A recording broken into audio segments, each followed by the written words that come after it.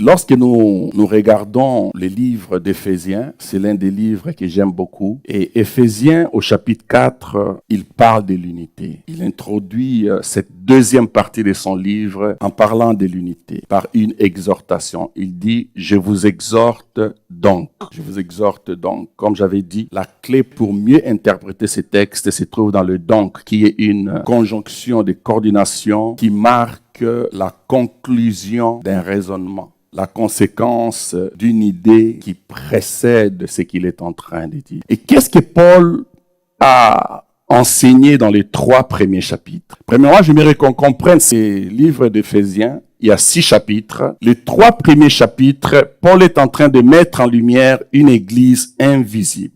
La réalité d'une église dont le Christ est la tête, mais dont le cœur se trouve au ciel, mais c'est une église dont les pieds sont sur terre.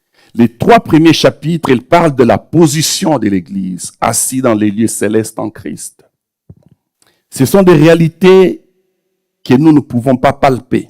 Et la réalité céleste nous présente la nouvelle créature que nous sommes en Jésus-Christ. Au chapitre 2, il met en lumière l'œuvre que le Christ a fait dans nos vies. Il dit, vous étiez morts par vos offenses. Mais Dieu, motivé par son amour, il vous a rachetés. Et non seulement il vous a racheté, vous qui étiez morts parce que vous suiviez une forme, une influence, vous viviez selon le train de ce monde, selon le prince de l'air, selon l'esprit qui habite chez les fils de la rébellion. Ces 3 réalités-là, c'était comme si vous étiez morts. Mais Dieu, motivé par son amour, j'aime ça. L'unique chose qui a motivé Dieu à venir nous chercher, c'est son amour.